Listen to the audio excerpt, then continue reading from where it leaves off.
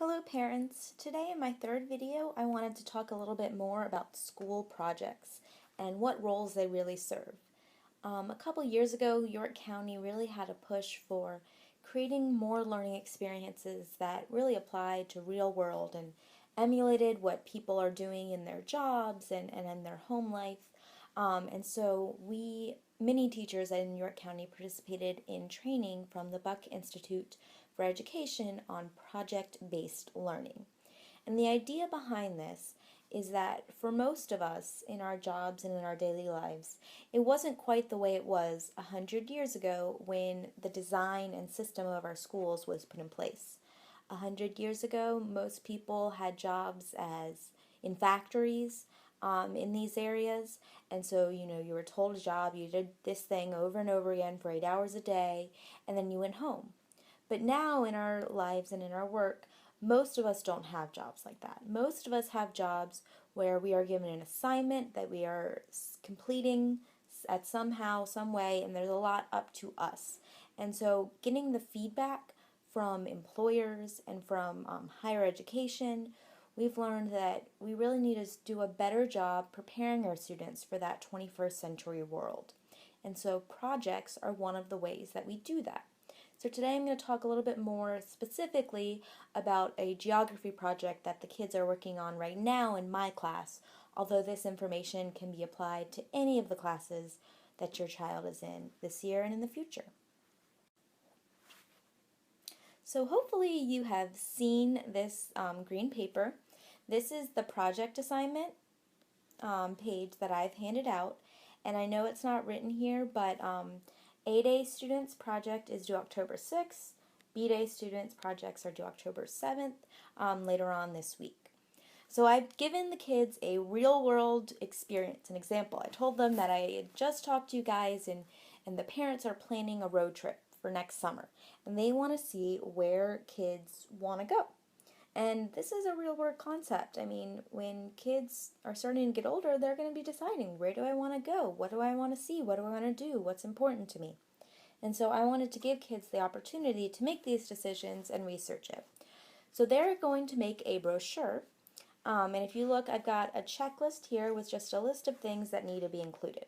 So their name, a map that shows the travel route, and it even says that I will have maps available.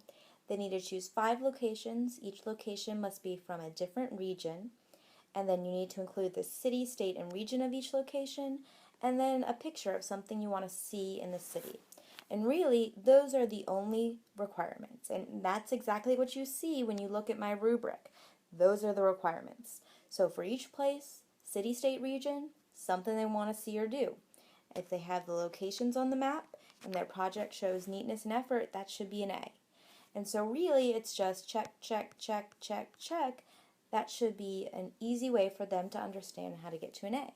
Students are still in the process of learning how to do these things, but I really hope that this is one of those lessons where they really realize they need to follow a checklist, or they need to do the things that they've been assigned.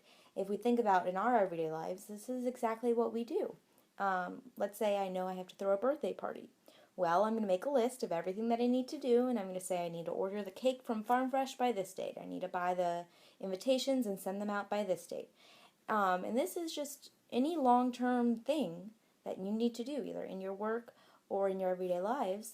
This is how most people do it, and this is how kids need to learn how to do these things.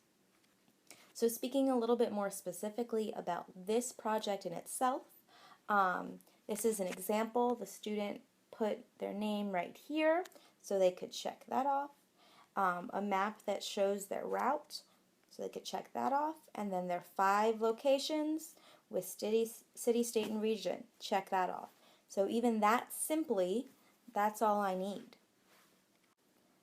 So if we had opened that same example brochure, we can see that the student is still following their checklist. They've included, altogether they've included 5 locations.